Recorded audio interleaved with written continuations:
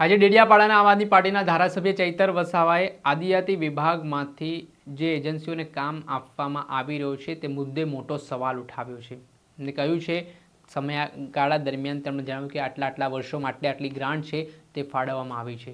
જો કે ટ્રાઇબલ ઓફિસો બનાવવામાં આવી છે છતાં આ એજન્સીઓને બારોબાર ગ્રાન્ટ કેમ આપવામાં આવે છે તેને લઈને સવાલ ઉઠાવતા શું વાત કહી છે તેમણે વિગતે વાત કરીએ. વૈષ્ણવજન તો તેને કહીએ જે પીડ પરાઈ જાનાને રે. નમસ્કાર દર્શક મિત્રો, નવજીવન ન્યૂઝમાં આપનું સ્વાગત છે. હું છું ફૈઝાન. વિધાનસભાનું બજેટ સત્ર ચાલી રહ્યું છે અને આ બજેટ સત્ર દરમિયાન ધારાસભ્ય અને મંત્રી આમને સામને પણ જોવા મળી રહ્યા છે. આદિવાસી સમાજના વિવિધ મુદ્દાઓને લઈને ડેડિયાપાડાના ધારાસભ્ય ચૈતર વસાવા સરકારને ગૃહમાં ઘેરી રહ્યા છે. વાત રહી આદિજાતિ વિભાગના બજેટની, જેમાં બીજી કંપનીઓને એજન્સીઓને જે કામ સોંપવામાં આવે છે તે મામલે આજે ધારાસભ્ય ચૈતર વસાવાએ ગૃહમાં સણસણતો સવાલ કર્યો, જેના જવાબમાં તેમને મંત્રી તરફથી શું જવાબ મળ્યો છે તે વાત પણ સામે આવી છે. જેમાં ડેવલપમેન્ટ સપોર્ટ નામની જે એજન્સી છે તેમને દર વખતે જુદા જુદા સમયગાળા દરમિયાન જે નાણાં છે, જે ગ્રાન્ટ છે તે ચૂકવવામાં આવી છે કામ કરવા માટે આદિજાતિ વિભાગની. પરંતુ જે પરિસ્થિતિનું નિર્માણ થયું છે તેને લઈને ધારાસભ્ય ચૈતર વસાવાએ કેટલાક સવાલ ઉઠાવ્યા છે. જે સવાલો તે સાંભળો. ક્રમાંકનો મારો જે પ્રશ્ન હતો કે 31/1/2000ની સ્થિતિએ છેલ્લા 2 વર્ષમાં આદિજાતિ વિકાસ વિભાગ દ્વારા ડિસાગ એટલે કે ડેવલપમેન્ટ સપોર્ટ એજન્સી ઓફ ગુજરાતને કેટલી રકમ ફાળવવામાં આવી, તો સરકારશ્રી એમના મંત્રીશ્રી દ્વારા જવાબ આપવામાં આવ્યો છે કે વર્ષ 2024-25માં 19,573.6 લાખ રૂપિયા આદિજાતિ બજેટમાંથી એ એજન્સીને ફાળવવામાં આવ્યા છે.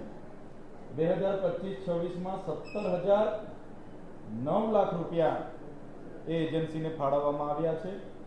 સાથે કેટલા વપરાયેલા છે અને કેટલા વણ વપરાયેલા છે એની માહિતી સન્માન્ય ગૃહમાં મંત્રીશ્રીએ આપી છે કે 18,297.6 લાખ રૂપિયા વપરાયા છે 24-25માં. 1,276 લાખ રૂપિયા વણ વપરાયેલા પડેલા છે.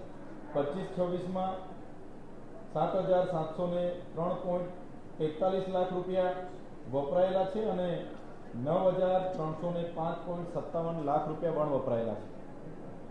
એક બાજુ સરકાર સુદ્રઢ વહીવટની વાત કરે છે ત્યારે આદિજાતિઓ માટે ફળવાયેલા બજેટ આપે જોયું હશે કે 2024-25માં 4,373 કરોડની જોગવાઈ કરી હતી.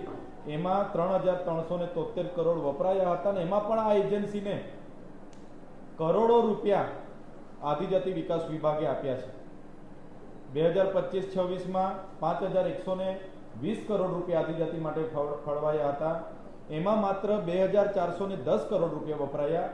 એમાં પણ આ એજન્સીને કરોડો રૂપિયા સરકારે આપ્યા છે. મારે સરકારને સીધો સવાલ છે, તમારે આદિજાતિ વિસ્તારમાં 24 જિલ્લાઓમાં ટ્રાઇબલ સપ્લાનની કચેરીઓ ચાલે છે, પ્રાયોજના વહીવટદાર અધિકારી ત્યાં બેસે છે, એમનો આખો સ્ટાફ બધો જ છે આપણી પાસે, તો આ એજન્સીને ડાયરેક્ટ ફંડ ફાળવવાની શું જરૂર, તમારે શું જરૂર પડી? આ તો 2 વર્ષની માહિતી છે. જ્યારથી તમે આ ડિસાક એજન્સીને ફંડ ફાળવો છો એના તો કેટલા કરોડો રૂપિયા હશે. એટલે જ મારે કહેવું છે જે આ ડેવલપમેન્ટ સપોર્ટ એજન્સી છે એ બારોબાર એમના લાગતા વળગતા કોન્ટ્રાક્ટરોને, એજન્સીઓને અને એમને બારોબાર બોલાવી એમને કયા કામમાંથી કેટલી ટકાવારીઓ મળશે એ પ્રકારનું આયોજન કરીને આદિજાતિનું બજેટ વાપરવામાં આવે છે.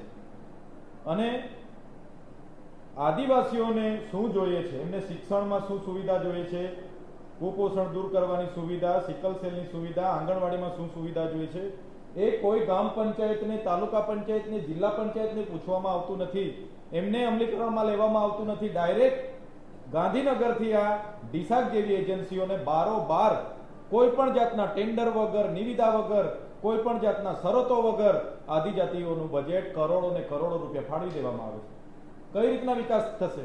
એક બાજુ સરકાર નીતિ નિયમો, શરતો, જેમ્સ પોર્ટલોની વાત કરે છે, નવા પોર્ટલોની વાત કરે કે એમાં શરતોને આજે નિવિદા થવી જોઈએ, ટેન્ડરો થવા જોઈએ, ને આદિજાતિ બજેટમાં તો કોઈ ટેન્ડર થતા નથી. બારોબાર એમની એજન્સીઓને બારોબાર કરોડો રૂપિયાની લાગણી થાય છે. કઈ રીતના આદિવાસીઓનો વિકાસ થશે? મારે આપના માધ્યમથી ગુજરાત સરકારને સ્પષ્ટ કહેવાનું છે કે આ એજન્સીને, ડિસાક એજન્સીને તાત્કાલિક ધોરણેથી બંધ કરી દેવું જોઈએ. એમની કોઈ જરૂર નથી. આદિવાસીઓનું બજેટ ડાયરેક્ટ આદિવાસીની ગ્રામ સભા પર ઠરાવ માંગો. ગ્રામ સભામાં એમ લોકોને જે પણ ગામમાં જરૂરિયાત હશે એ ઠરાવના માધ્યમથી, ગ્રામ સભાના માધ્યમથી માંગણી કરશે.